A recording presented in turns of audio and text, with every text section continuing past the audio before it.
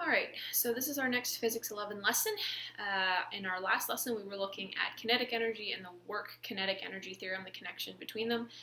Today we're going to look at a different type of energy. We're going to look at gravitational potential energy, okay, and again how that connects with work as well. Right, so this is continued with our unit on momentum and energy. So like I said, we were talking about different types of energy. We focused last lesson on kinetic energy, right, the energy that an object has while it's in motion, and how that relates to work done on an object, right, being the change in kinetic energy. And in this lesson we'll talk about gravitational potential energy that an object might have, and then the work done on an object also kind of being the same idea, where it's the change in the potential energy, gravitational potential energy of an object as well. So we'll get through this relatively quickly, I think, today. Alright, so as mentioned, we've already been looking at different types of energy. Specifically, we looked at kinetic energy, and the formula for that being EK equaling 1/2 times mass times velocity squared, which makes sense because our object is in motion. Today, what we're going to be looking at is a formula for gravitational potential energy and how that can relate. Okay, so when we talk about potential energy is defined as the total stored energy of an object based on its position relative to others. And that could be like based on its position relative to the ground or relative to an electric charge. Okay, potential energy is a scalar quantity, so it's always a positive value, right? We're just looking more at the magnitude of it, not so much with the direction, right? Part of this is because where it is potential energy, especially when we talk about gravitational potential energy, it's about, potential energy from the ground, right? So there's always kind of one direction with it anyway. Okay, so we're just going to be dealing with it as a positive value. The amount of potential energy something has will be considered positive, okay, and then it will decrease as it falls, right? So with gravitational potential energy, okay, like I said, there was kind of one that alluded to that where it was like talking about charge, and that's a different type of thing. You talked about that in Physics 12, right, the potential energy of an object in terms of its like positive or negative charge. But when we talk about gravitational potential energy, right, we're talking about the energy that it has that's created by lifting something off and the force that gravity could have if it were dropped. Okay, so the formula for gravitational potential energy is given by Eg, right? So Eg versus the G standing for gravitational potential energy versus our last lesson where it was Ek, where K stood for kinetic energy. Right, so Eg is equal to m times G times delta H. Right, so it's the mass times the gravitational force, okay, multiplied by the change in height that occurs. All right, so again, that makes sense, right? Just like the kinetic one made sense, you were dealing with mass and velocity, right? With gravitational potential energy, we're still dealing with mass, and we're dealing with gravity, right? Because the gravity is going to have, an impact on something, right? And how much energy it could have or it could achieve. All right, and then obviously multiplied by its height, right? The higher it is, the more energy it could, it can store. Okay, so again, the units here are joules, once again, because you're going to have your mass measured in kilograms, gravity is going to be meters per second squared, and then this is going to be meters again. So just again, a quick little look at how we would set up that unit analysis, right? So if we have Eg equaling mg delta H, okay, and our mass is measured in kilograms and gravity is measured in meters per second squared, and then our change in height is measured in meters, what we end up getting is, remember that a mass times an acceleration, right, which is what gravity is, this is considered a Newton, and then it's that Newton multiplied by a meter, and then that's Newton meters, which we've defined as a joule here, okay? And it was the same unit when we talked about kinetic energy, right, looking at that unit analysis again, where we had that Ek was equal to 1/2 times mass times velocity squared.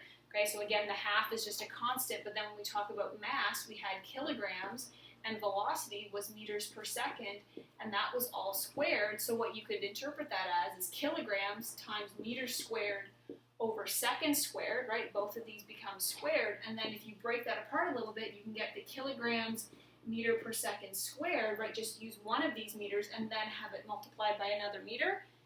This is your newtons multiplied by meters, which is again joules.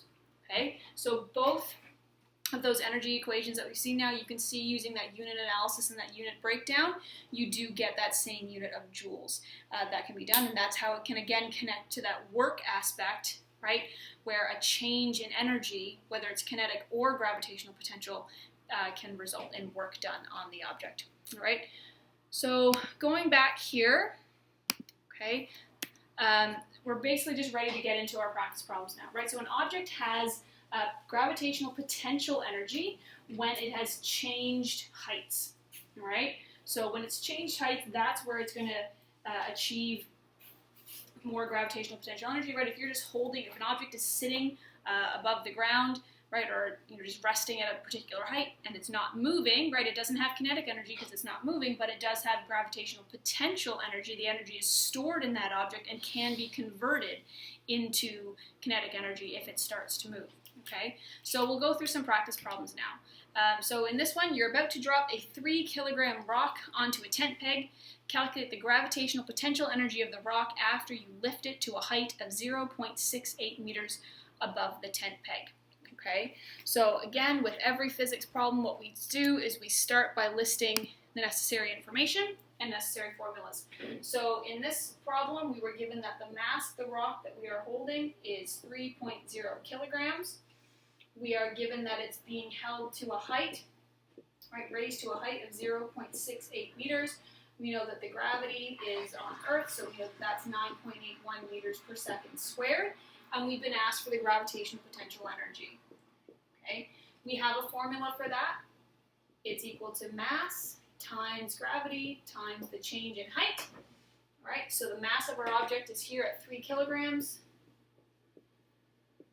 Our value of G is 9.81 meters per second squared. And again, we're using that positive value there because gravitational potential energy is always positive, so we don't need to think of it as falling.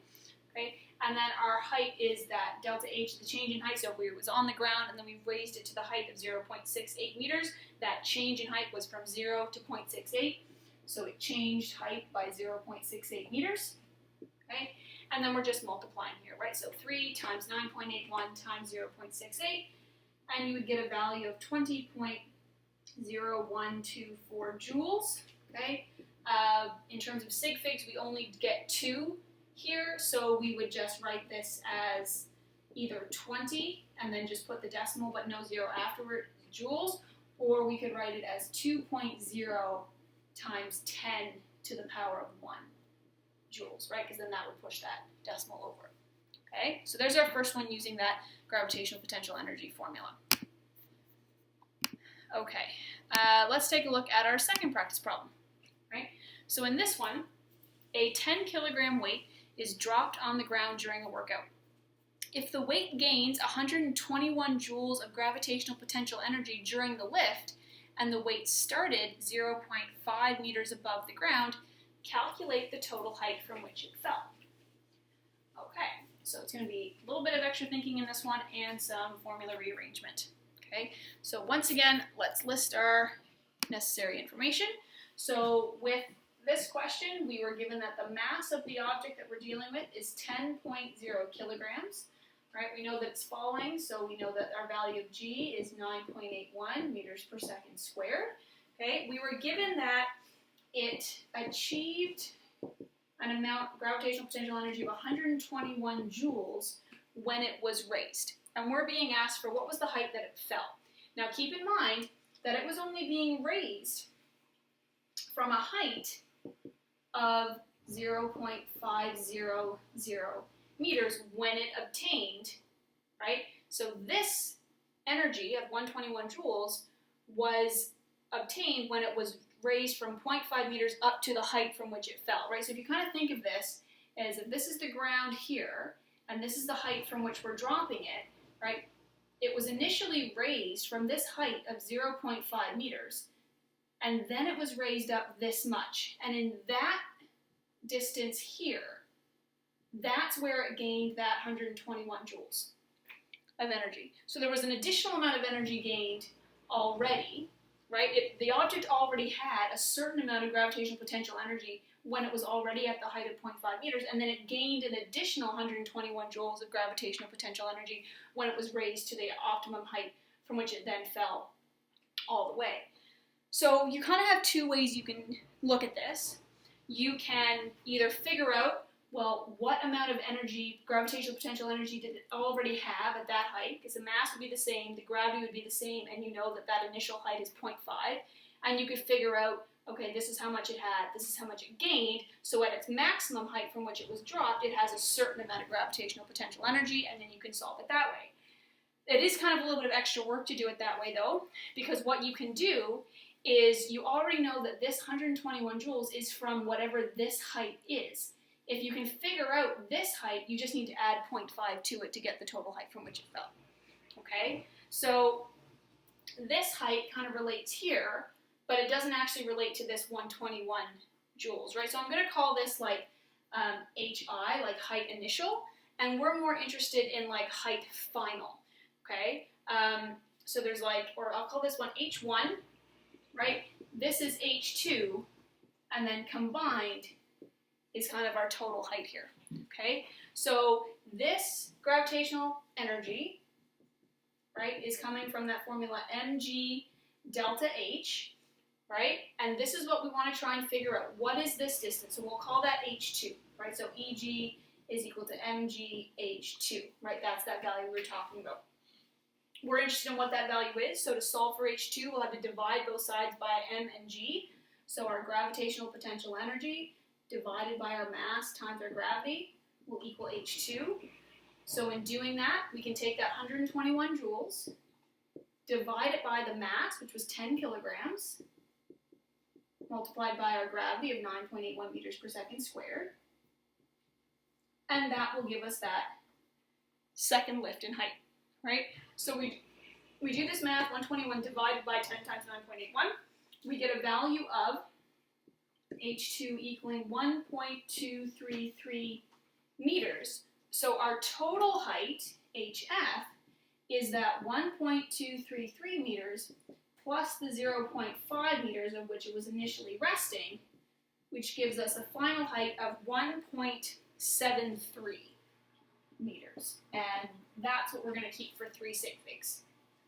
Right? So the object was dropped from a height of 1.73 meters, okay? So again, being able to kind of list out your information, draw a diagram of what's actually happening so you can see the different sections, right? It's very, very easy to just quickly get sucked into setting the whole equation equal to 121, right? Doing this and then stopping and saying that's the height, right? But remembering that that 121 joules of gravitational potential energy was gained from the initial 0.5 up to the new height, and then it was dropped all the way to the ground.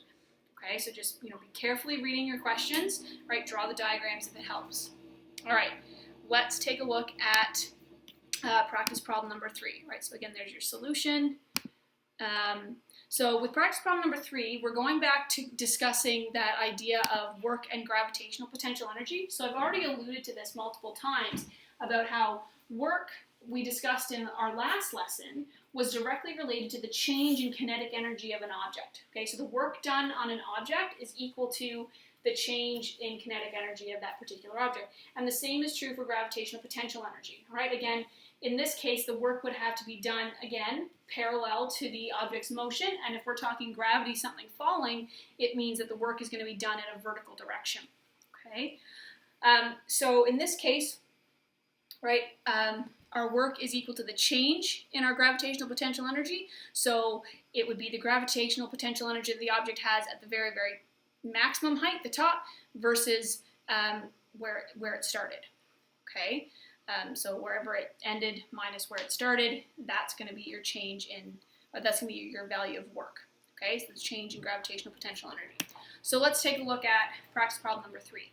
Right. So in this case, we have a 65 kilogram rock climber did 1.60 times 10 to the power 4 joules of work against gravity to reach a ledge. Right. So again, you know that it's going against gravity, so we're going parallel to the motion. Okay. So assuming he started at ground level, how high did the rock climber ascend? All right. So once again, we'll start by listing our values and going from there. So here, with number 3, we were given that the mass of the rock climber was 65.0 kilograms. We were told that the work done against gravity by the rock climber was 1.6 times 10 to the power of 4 joules. and we were basically being asked what was the height that the rock climber was able to achieve. Okay, so we know that work done is the change in gravitational potential energy, so Eg2 minus Eg1. This is gravitational potential energy, which has that formula of mgh2 minus mgh1. Okay, so what we're interested in is the maximum height, right? So it's like, you can think of this as like final and initial as well, right? So 1 and 2, or final versus initial. So the final height, we're not sure of. That is what we're trying to solve for, right? So specifically, we're looking for h2. And h1 here is told to us in that assumption of assuming that he starts from the ground. So assuming that he starts from the ground, this value of h1 is going to be 0 meters, which means this entire term is nothing, right? Because it doesn't matter what we're going to multiply, right? So 0 times gravity of 9.81 times your mass of 65, the whole thing's going to be 0. So ultimately, this becomes 0, and our work is equal to mgh2, and we're interested in that height, so we are going to divide work by mass and gravity. Right? And then when we do that, right, our work was our 1.6 times 10 to the power of 4 joules, being divided by now the mass of 65 kilograms, multiplied by gravity of 9.81 meters per second squared. Okay, and then when we do that calculation, we get a value of 25.1 meters. Okay, and that fits with our 3 sig figs that we've been given in the question. Okay, so another way that you could potentially look at this as well is that the mass and the gravity are constants, right, in both of these terms, and it's just the heights that are changing. So you could do a little bit of math here as well and have it look a little bit different but still get the same result, where you can, so you have this work, mgh2 minus mgh1, and you can just factor out the mg, because it's common to both terms, and then this becomes h2 minus h1, which in essence is a definition of delta h, right? So like the change in height, right, from its initial position to its final position. And you essentially just get that same formula for work again, right, or for a gravitational potential energy, right? The mass times the gravity times that change in height. And in this case, because we started at a height of 0 meters, the change in height is the exact vertical height at which it existed, okay? So just a different way that you could potentially set up this question and still get the same result. All right, so there you go. Yep, there's your 25.1 meters. So we'll look at one final practice problem here. Okay. So in this one, a car jack raises a 1.47 times 10 cubed kilogram vehicle from a height of 2.05 meters above ground level to a height of 3.65 meters above ground level. Calculate the work that is done by the jack. Okay. So once again, we start by listing all of our known values, right? So the mass of this car was that value of 1.47 times 10 cubed kilograms. We knew that its initial height is 2.05 meters. We know that its final height is 3.65 meters, and we're being asked about what is the work that's done in this situation. Okay, so again, our work that's done is our gravitational potential 2, or F, minus our gravitational potential energy initial, or 1. Okay, that has a formula of mg delta H, right, or mgh F minus mgh I. Okay. Now, once again, I'm going to show you how what we can do is just factor this out to make this calculation a little bit easier, right? So our work done, the mass and the gravitational are going to be the same, and then this is just HF minus HI, okay? We can calculate that, right? What was the change in height Well, it went from 2.05 to 3.65, so we just do 3.65 meters minus our 2.05 meters, get a value there of 1.6 meters, right? So the work done, right, going from here to here is really just over a change in height of 1.6 meters, right? So then our work to equal our mass of our 1.47 times 10 cubed kilograms multiplied by our gravitational of 9.81 meters per second squared, multiplied by the change in height, which is 1.6 meters. And then when we multiply that all out, you get a value of 23,073.12 joules, right? But in terms of sig figs, we get 3, so we can use 23,100, right? Or if we want to use scientific notation, we can call that 2.31 times 10 to the power of 1234 joules of work done in this scenario. Okay. Now again, you didn't have to do this method of trying to factor that out. If you just did this as the 1.47 times 10 cubed times your 9.81 times 3.65, got a value there, and then did this as the 1.47 times 10 cubed times 9.81 times 2.05, you would get the same answer. Okay, so it doesn't matter which way you want to do it. All right, it's just that this way might save you a little bit of time in terms of calculations and calculator buttons. Okay, so with that, right, again, you've got some practice problems to take a look at there on gravitational potential energy, right? And then what you're going to see soon, I think Tuesday, is you're going to see a little check-in assignment, okay? That's kind of one of your last ones. I'll post it Tuesday. It won't be due until Friday, but it's going to be on everything we've done in terms of like work and energy so far, okay? So it'll again be a combination of some multiple choice, some fill in the blanks, and some extended response, okay? And that'll essentially be our last formal assessment here.